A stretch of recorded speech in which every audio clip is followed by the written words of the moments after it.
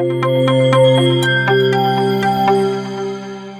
I'm here today with Victor Armstrong, who's the Chief Health Equity Officer at the North Carolina Department of Health and Human Services. Thank you for being here with me. Thank you for having me. Absolutely. I'd like to go through a couple of questions, and I'm going to probably be long-winded as I'm known to be, so I'll try to keep it short because I'm more interested in what you have to say. But I'll start with this one. You've got such a great perspective, having held leadership roles in behavioral health in a couple of different places in the Carolinas healthcare system, at Atrium Health, prior to your current work with the Department of Health and Human Services. So I'm wondering if you would share with us a bit about your work, the work that you're doing now and the path that brought you to this role. So that's a great question. So my career primarily has been spent in the behavioral health space. And in my early career, a lot of my work focused on community mental health. But one of the things that was always a part of my work in mental health was raising awareness, reducing stigma, trying to improve access. So I was always working in the behavioral health space with kind of with the lens of equity, and always thinking about people who live with mental health challenges or that were intellectual developmentally delayed, or living with traumatic brain injury or substance use disorder. I always saw that group as a historically marginalized population because there is so much discrimination toward people who live with mental health challenges. There's discrimination in housing and employment.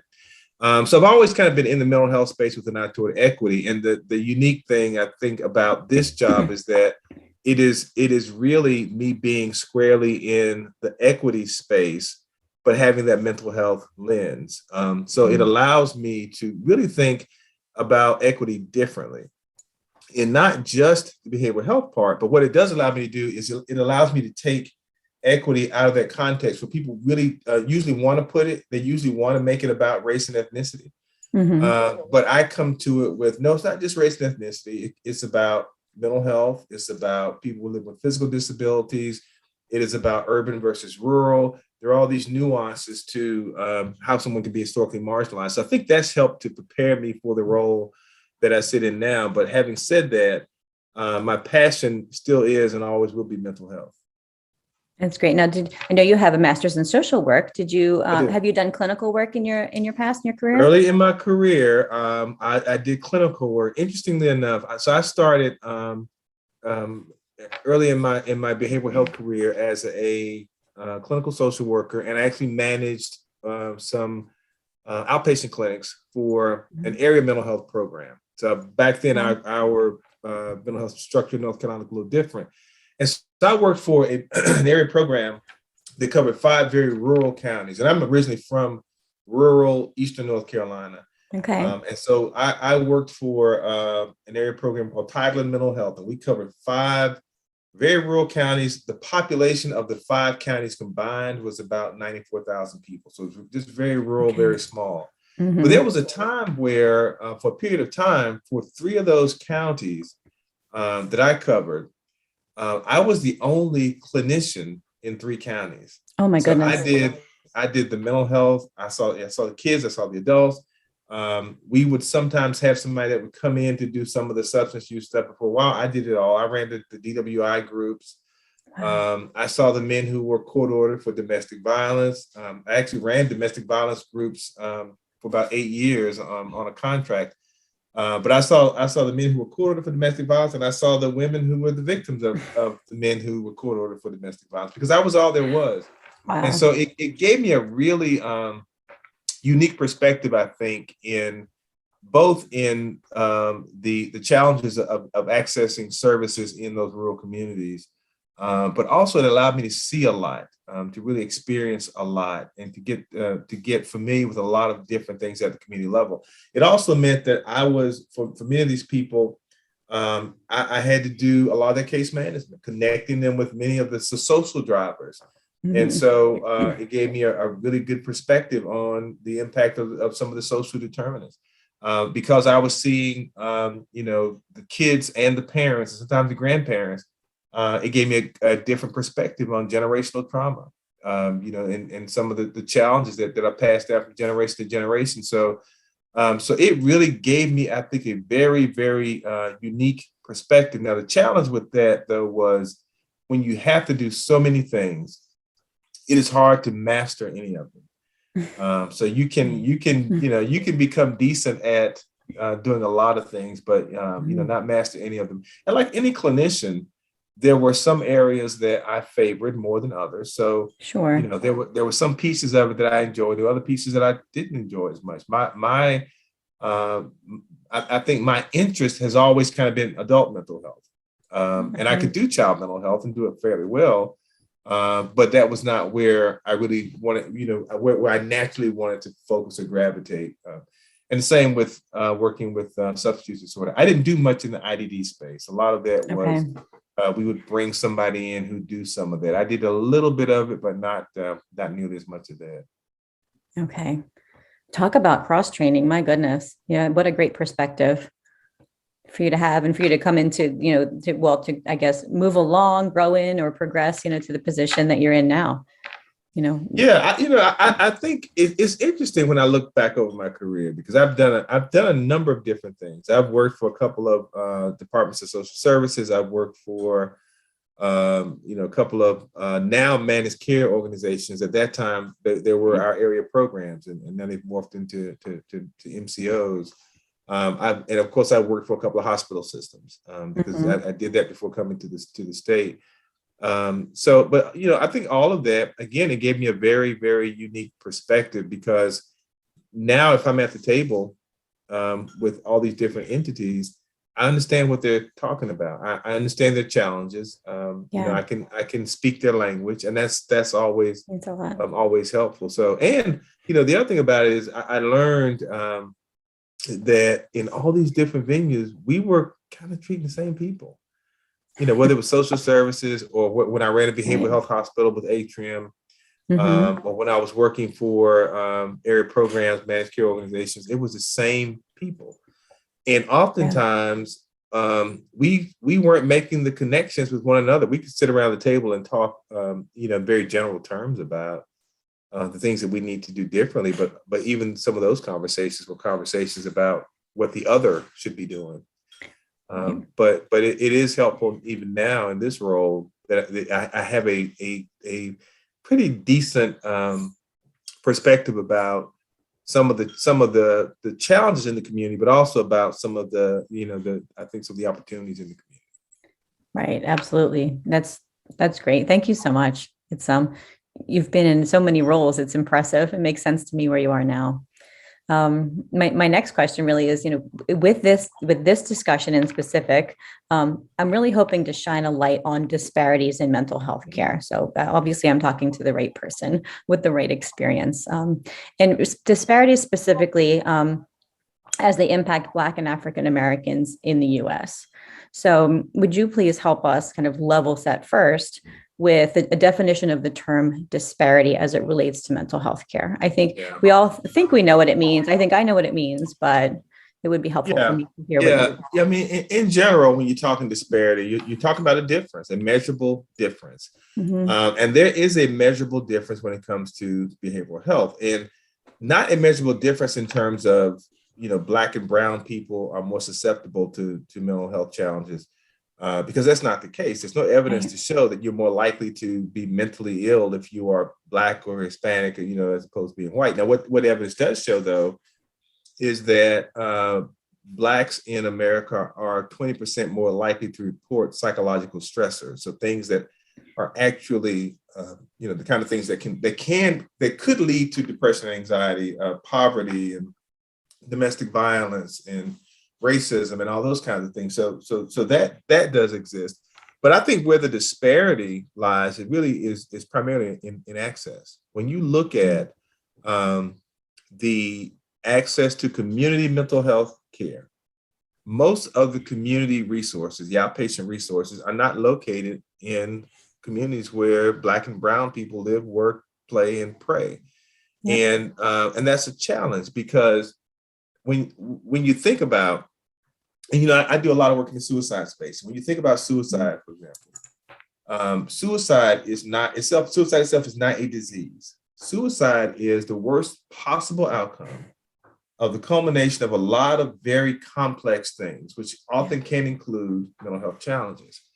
But if it's the culmination of a lot of very complex things, that means that we have points at which we could intervene before a person reaches that point of suicidality. Mhm. The challenge of Black and Brown communities is if you don't have those community resources available and accessible, it limits your ability to intervene with those resources. And so what ends up happening is that for a lot of, particularly for Black and Brown men, they end up with their first experience, their introduction to the mental health system being in the back of a police car or being in an acute care ED. Because if you don't get that community care, oftentimes you don't enter the system until you reach the crisis point. Right. And when you have a law enforcement response, that's going to be your initial introduction into the system. And if you are entering the system via the back of a police car or even in an acute care emergency department, neither of those are going to be conducive to good outcomes. And neither of those are going to build a strong relationship with the mental health system. No. Now, the other challenge I think when you talk about disparity is that for Black and Brown people, when you don't have access to those resources in your community, let's say you do go into, let's say you end up going in inpatient because you had a mental emergency and you are an inpatient, and then once you get discharged, you have to go to see your outpatient clinician. Now, statistically, Blacks are less likely to initiate treatment and more likely to terminate treatment prematurely. Right. But if you don't have access to services in your community, if I've got to take 3 buses to get to my initial appointment, I am going to be less likely to get there. Of course. And even if I get there, I'm going to be less likely to return. So there are so many obstacles around accessing services that tend to create a lot of those disparities. And the final thing I would mention is that, and I had someone ask me a question just recently about telehealth and is telehealth helping with access. And my answer, I guess, in a very broad sense is yes. Anytime you can increase access, that's a good thing. Statistically, though, what we still see is that Black people are accessing telehealth services at lower rates than white people. So we still see that same gap, that same disparity. But I believe that is in part because not just of having access to the service, but it is, what do you get when you get there? And historically, there's been very little research done about the mental health challenges of Black people specifically. And I know, as a social worker, I'm the first to say, I believe a good clinician is a good clinician. And I believe a good clinician can treat anyone if you're thoughtful and mindful about it. But I also do acknowledge that the Black experience is different. Yep. And if from your perspective, if you are not a person of color and your perspective is mental health is mental health, it's all the same. I know the treatment model, and it's not. If you don't know, and we talk about person-centered care, we talk about person-centered treatment. If you don't understand, appreciate, or acknowledge my experience as a Black man in America, it is very hard for you to have a person-centered relationship with me. It becomes very much the traditional paternalistic relationship where the provider is saying, I know what's best for you. This is what should fit you. And I think that contributes to those disparities because you have treatment models that really were not built or designed to take into account the nuances of race and ethnicity and culture. Absolutely. So it poses yet another barrier. If the patients actually made it to clinic, then there's, like you said, they're not getting what they need. Look, I compare it. I often use this analogy when I talk to folks about this, and that is, even when we talk about Black men, and I have heard it before that Black men don't want treatment, and I totally disagree with that. It's not that Black men don't want mental health treatment. It's that Black men want mental health treatment that really understands and takes into account their experience of life in America. But if even if I want treatment, if you look at the example of someone who is hungry, if you invited me over for dinner, I could be hungry and I could really want dinner. I could want to eat. But if I get to your house and you serve okra, I don't eat okra. Can't swallow it, can't stand it, not gonna eat it. I'm gonna tolerate it, and I'm gonna leave, and I'm not coming back. And I think that's Duly what noted. we do with people who people of color, oftentimes seeking mental health services. It's not that they're not hungry for help. It's just that the help that they're receiving oftentimes is in a format, it's in a way they can't digest. Yeah. And it's so one size fits all. It's not. One size fits all. And humans if I aren't can't, all. and once I leave the okra, I'm going to go to get something that I like, something that I can eat. And that's why a lot of people of color end up going to their faith leaders, to the church, and more, are more likely to talk with the pastor than a psychiatrist, because the pastor understands them. The pastor understands their experience. And so, bottom line, no more okra. Perfect. You just reminded me perfectly of, so this is an aside from our actual interview, but I'm on a panel with CMS. It's the panel for outreach and education. And there's a woman who's also on the panel who's the head of community mental health for, I think she's in Pennsylvania. Her name is Tia Whitaker. And her statement on a very regular basis, almost regardless of the presentation, and it always fits perfectly, and I love her for it, is you have to reach people where they, what does she say? Where they eat, shop, and pray. That's right. Right. That's You have to understand their perspective, their context, and it'll hit much better instead of, having them come to you and try to fit into this box that's been created. And I agree wholeheartedly. Yeah. That's great. I appreciate it. I don't know. I apologize. I didn't, before we started talking, introduce myself, beyond what you may have seen on LinkedIn, but I'm a health psychologist and I work at Cooper Hospital, which is in Camden, New Jersey. And that's I've been there 14 years, and it's now my side job because I work at Tritium, providing clinical oversight for this behavioral health tech company. But I've been at Cooper a long time, and it's near and dear to my heart. I only live 10 minutes away. And when I'm there doing clinical work, which is just one day a week now, I work in an HIV clinic. It's an early intervention program. And your statements and your thoughts are perfectly suited, because none of the patients in the clinic look like me. And I'm one of the mental health providers. And it's myself, my team, so important for us to be really thoughtful about that. And to realize, the importance of, what that feels like to be a patient, to walk in and see very few, if any, providers who look like them, medical and otherwise. And I'm glad you have that perspective, because what I do hear more often from providers is, I do hear providers ask, what can I do to be more culturally competent? What can I do to relate to patients better? And I think that's a good perspective. But I think what we often don't think about is, from the patient perspective, it's not just a challenge for the provider trying to reach the patient. It's a challenge for the patient to connect with the provider.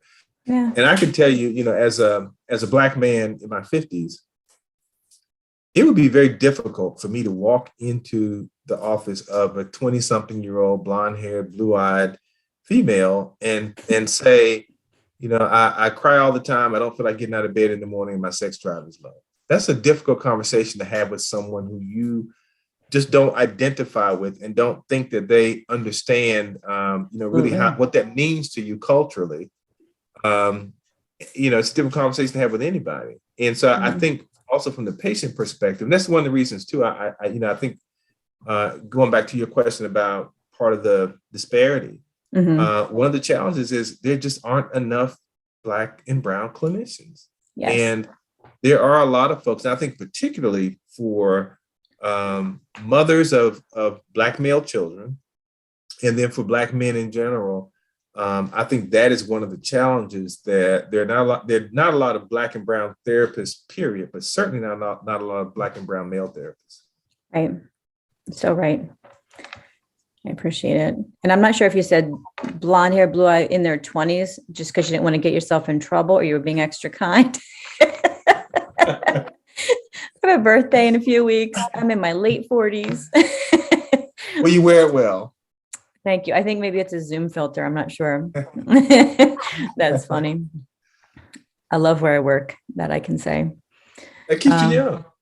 It does. It really does. Yep, it's good stuff.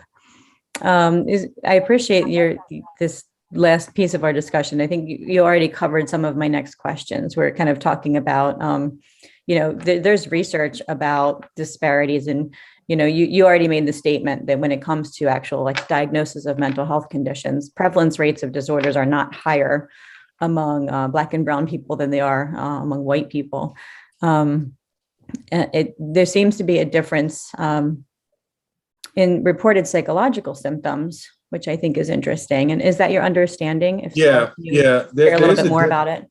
Yeah, there is statistically, Black people are more likely to report psychological stressors. But the other thing I think in terms of diagnosis is Black males are about 4 times as likely to be diagnosed with a psychotic disorder as are white males. Interesting. And Hispanic males about 3 times as likely.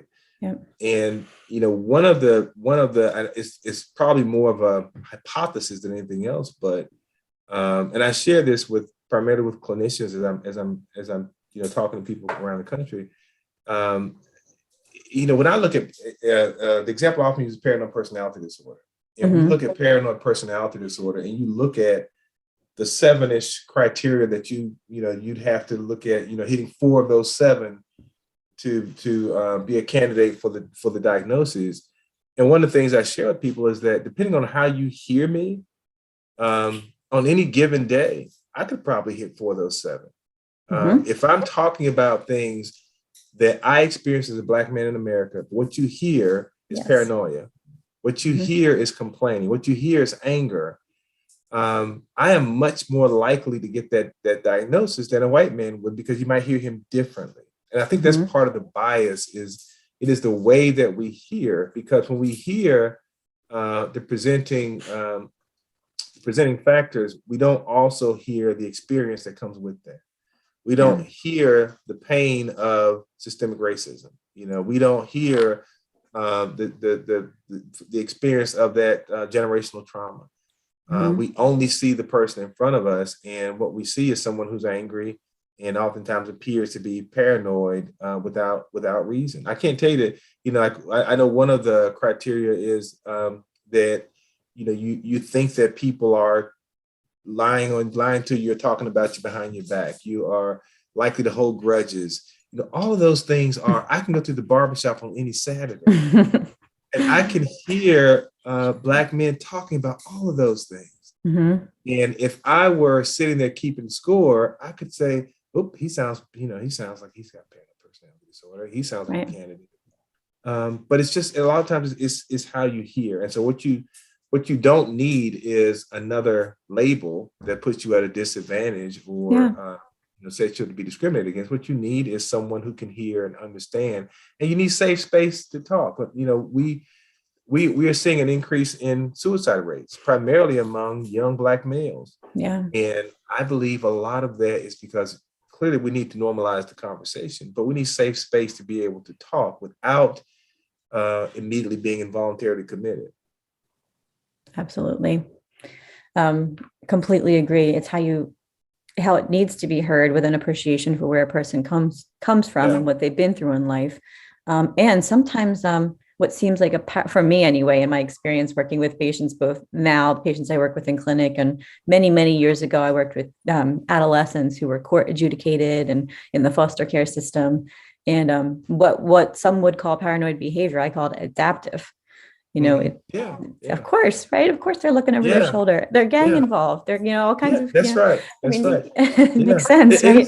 It's the same way that we often label in children as attention-seeking behavior.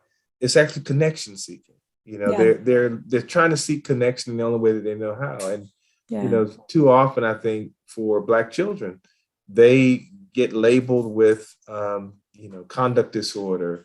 Things like that, when what they're really responding to oftentimes is trauma. It may be PTSD or depression, but it looks like conduct disorder. Early attachment issues. Yeah. And too often we jump to giving them the the most stigmatizing label that we can give them. There is research that shows too for Black kids that they are really perceived and treated as being older than they actually are. And so for and I have two young sons. I've got a 7-year-old and a 9-year-old. So I'm very aware of that. And my wife even gave me an example a few weeks ago. They were my sons swim. Okay. And so my 9-year-old, he's staying with another 9-year-old. And the coach came by. And so for the first 9-year-old, the coach is going through all the, how you mark, you have to write on your arm, your number and what you do in your swim lane and all that. And so she was like going through that, kind of helping him through it. My son's standing right next to him. And so my wife is kind of helping him because, she's one of the team moms sort of.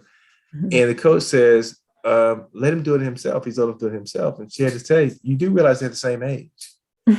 But, it just without thinking about it, the coach just made him older than this other kid. Yeah. That happens so often, even for Black girls, there's evidence to show that Black girls are even sexualized earlier, that their actions and activities are judged more to be sexual behavior than little white girls because they're just judged to be older. And, those are challenges that these are children. I was going to say they're babies. Yeah. I have a 10-year-old, so that hits home for sure. A 10-year-old son, but yeah. Thank you. It's really helpful. Let me see. Where was I going to go next? So, because we're covering great stuff, I'm reading my questions here. Let me see. We went there. Why do people not get to treatment, or when they do, why do they not stay? I guess I can move to my kind of bigger question. Then I'm going to get back to your social media and advocacy. So I imagine this is a big question. So it's quite general. So my question is, in general, how can we do better? And then, what are some things that you would like to see happen, or that you are working, to make happen, to make a difference in disparities for Black and African Americans when it comes to mental health care? Yeah, I think in many ways we have to think about, first of all, that mental health is health. And so we have to think about it in the way that we would think about, the same way that we want to close the gap on some of the health disparities. We want to close gap on mental health disparities because it's health. And so I would offer up some of the same approaches that we've used on closing the gap on some of the disparities with the COVID pandemic. We saw early on that there was a disparate impact on Black and Brown communities, that they were, disproportionately getting more likely to get sick and more likely to be hospitalized for COVID. And there were some reasons for that. There were a lot of comorbidities, high blood pressure, diabetes, heart conditions, all those things that in large part were the result of long-standing health disparities. Yep. But we have done, and I can use North Carolina as an example. I mean, we've done a great job of closing that gap. Now, we're not where we need to be because we started out so far behind, but we went from a year ago to where only about 3 to 5% of the shots going out were going to African Americans, to where today we're at roughly 21% of the shots going out being given to African Americans. And African Americans make up about 22% of the population in North Carolina. So we have significantly closed that gap. So we're somewhere probably closer to 18 to 20%. And so we significantly closed that gap, but there were very specific things that we had to do in order to do that. One was that we had to look at how do we build trusting relationships in those communities. And that meant, first of all, bringing folks to the table who could speak for the community to say, this is how you need to reach into our community. These are the challenges with how you're trying to do it now. These are the reasons we don't trust healthcare historically. And these are the ways that you need to try to really mitigate and change those things. And these are the people that you need to be your messengers in the community, because we're more likely to accept these things from people who look like us. Yeah. So the first was those relationships, going to the community, building those relationships. And I think for mental health, I think we have to take the same strategy. We need to go into the community. We need to partner differently in the community. We know that African Americans statistically are more likely to talk to a pastor than they are a psychiatrist. Well, then we need to go in and align ourselves and partner with the faith-based community. We need to, as your friend said, we need to go where people shop and eat and pray. So we need to go into those communities, set up in those areas where the services are accessible, and have conversations with people in those communities where the services are accessible. The second thing that we did was we looked at access. So we had to be intentional about, as we're setting up vaccine sites, we need to make sure we're not only putting them in places where white people frequent. One of the first mass vaccine sites that we had was at the NASCAR racetrack. Well, that's great, but not a lot of Black people, not nearly as many Black people as white people, are big fans of NASCAR, even necessarily know where the track is. So Right. that might not be the best place to do it. So we looked at how do you go into communities, partner with community business organizations, make them your vendors, and set up sites there, utilizing Black and brown vendors to educate people and to be your vaccine sites and your testing sites. And I think, again, we have to do that with mental health. We need to be looking at how many Black providers do we even have in our networks, and then how do we make sure we give them access to the resources that they need to go into these communities. And one of the things, again, back to the faith-based community, one of the things that I do envision is that we should be using the church as a venue to provide mental health services. Allow providers to come in, and a lot of churches would open their doors and say, if you want to come in 3 days a week and see patients here, we'd be more than happy to give you the space. Imagine that. To go in and set up, because people are going to be much more likely to want to come, where they feel safe and this place they know. So we got to think differently about how we provide access to services. And then the final thing is investment.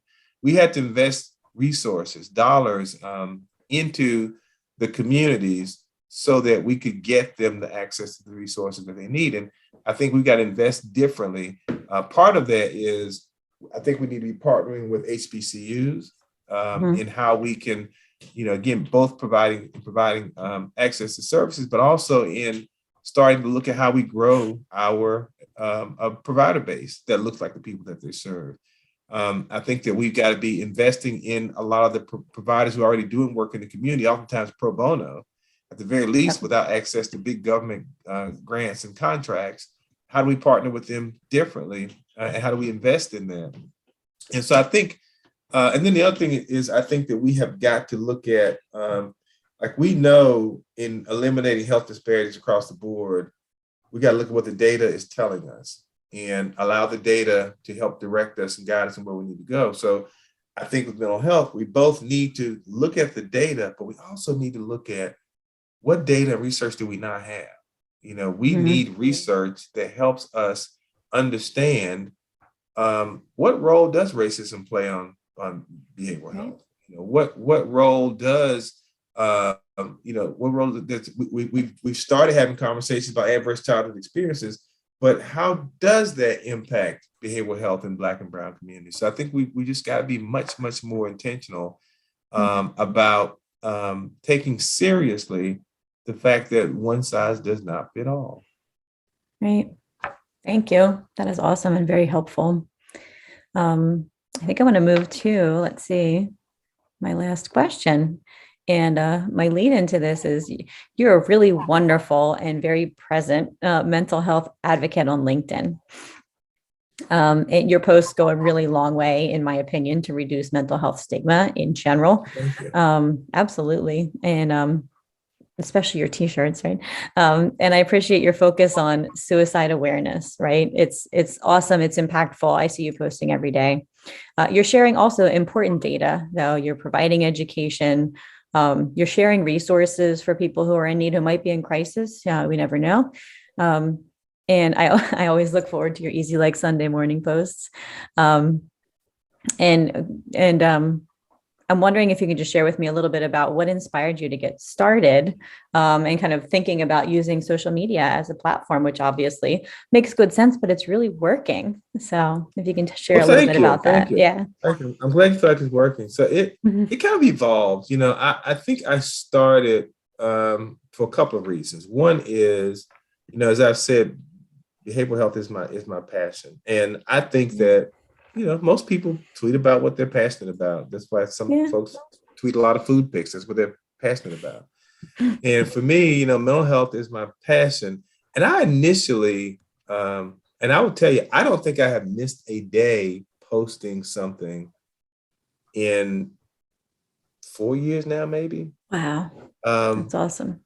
but when I first started, a lot of it was really more around the connection between physical health and mental health. So I would post Mhm. mostly like, pictures at the gym. So, and one of my hashtags is weightlifting is my therapy, because that is really what I do to help me to really kind of stay grounded and so it's good for my mental well-being. But I started out kind of doing that, and I think it kind of evolved into more the Easy Like Sunday morning. I'm not even sure why I first thought of that, other than It's a when I good song. first when I yeah it is one of my favorite songs. But when I first started doing a lot of this, the Sunday morning was the one time I would do like a little video, and so now Mhm. that I've been doing that for several years now. But it was because Sunday morning was when I did the video, and I probably was at the gym, and that may have been playing on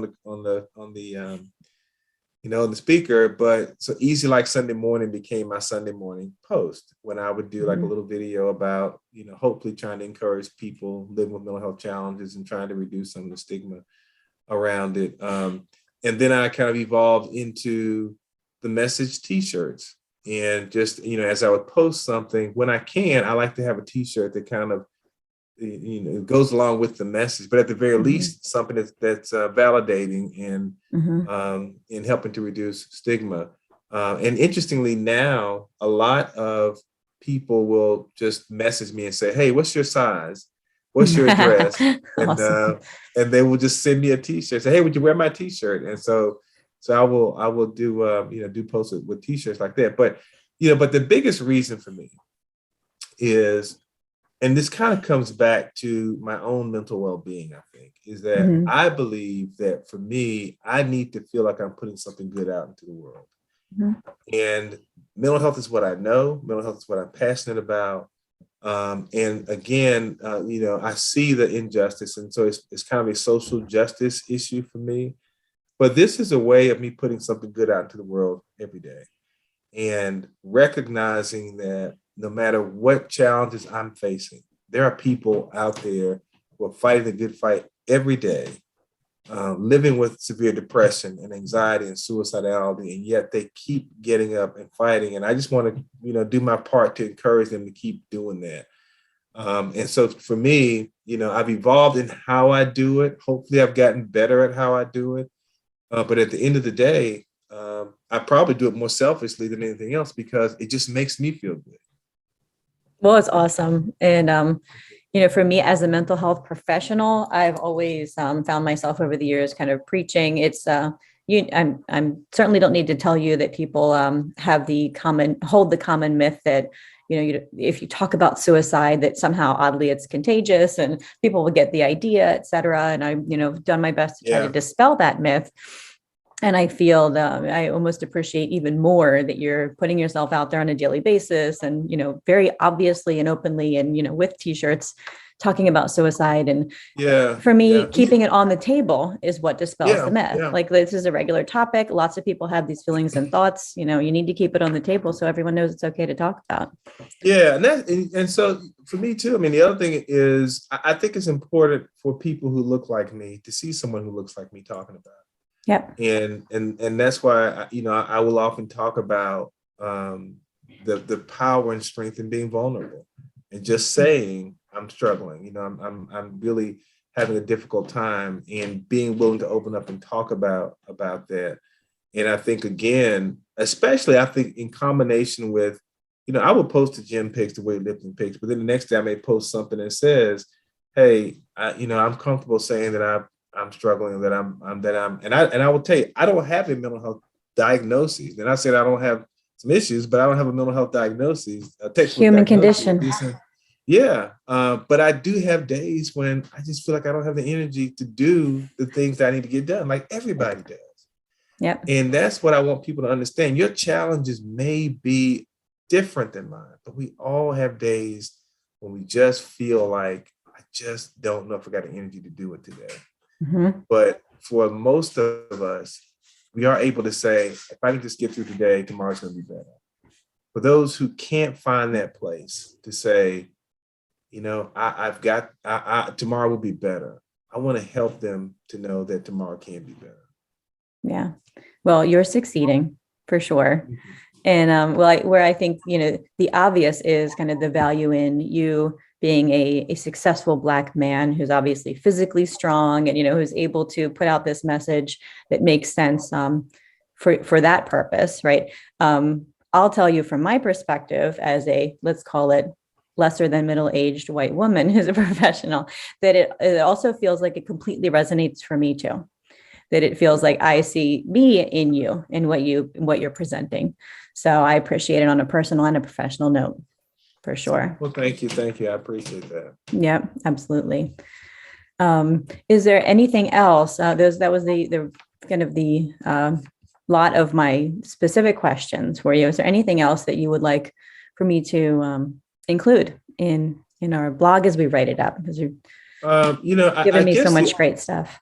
I guess the only other piece I would touch on is just really, I think, stigma is stigma, and we need to be able to reduce the stigma and the discrimination against people who live with mental health challenges. Stigma in the Black community, it sometimes looks a little different. Okay. I grew up the son of a pastor. My father pastored the church for 48 years. And so I did grow up hearing things like, well, first of all, that Black people don't die by suicide. That was just something that, we were taught doesn't happen in our community. But also that if you were experiencing anxiety or depression, you just need to pray harder. You were mentally or morally or spiritually weak. Mm. And one of the things I really hope that we can all do a better job of communicating to everybody. But I'm particularly sensitive to, the Black community because I know what that messaging is like. Mm-hmm. That there's nothing morally or spiritually weak about experiencing mental health challenges. And the only way that we're going to eradicate and eliminate that kind of thinking is we just got to normalize the conversation about mental health and open our doors to people in the mental health profession who want to come in and talk to church congregations, who want to come in and talk to community groups. We just got to educate more. And I think the more of us that are out here talking about it, the better chance we have of eradicating that stigma. That's helpful. I'm glad that you added that piece in because it's a really important perspective. The stigma's there in general, and it's there differently for different groups of people. And it's larger, it's heavier or lighter depending upon who you are, the color of your skin, where you're from. Yeah, and this is probably a topic that we could do a whole other podcast on. But the other challenge I think for the Black community is that the church has always been the gateway to the community. It is where a lot of particularly older Black people have, it's where we were socialized. It's where we went for our social services. And it's not only been the place where we go to worship and to hear from, a pastor, but it has also been the venue that lets people outside of the Black community know what's important to people in the Black community. That's why when politicians are trying to get the Black vote, the first place to go is to the church. To the church, yeah. Because the church, they know that the church is the venue to say, hey, we support this person or we support that person. And I think part of the challenge for the Black community has always been that disconnect, I think, between the church and mental health. And we're seeing that that gap close some. And I try to do a lot of work with the faith-based community in talking about mental health. And I think we're seeing them become much more susceptible and open to those conversations. But I think that's the other thing that we've got to acknowledge is that the church, the faith-based community, can be a source of enormous strength. But we've also in the church done a great deal of damage around mental health by not accepting and acknowledging it. And, I just believe there's a huge role for the faith-based community to play, particularly in the Black community. Thank you for that. You actually have my wheels turning on this because I'm thinking of the early intervention program where I work, and we have a pretty robust community outreach team. And they go to all of the community programs that are, whether they're in the church or they're out at the park, and it's always focused on HIV testing, HIV and information, PrEP information, it's all great. And people show up. And we're rarely, if ever, talking about behavioral health, but we can. So, yep, I think you absolutely should. And we should. Yeah. And we already have those connections. Those groups, the faith-based organizations already let us in. So maybe if the guise is that it's about, medical health, right? It's about health in general, and we can kind of show up and get in it some additional messaging. Absolutely. Well, thanks for that. Going to make improvements. Awesome. Well, very good. I really appreciate your time and I'm happy to do it. All that you've shared with me. Thank you.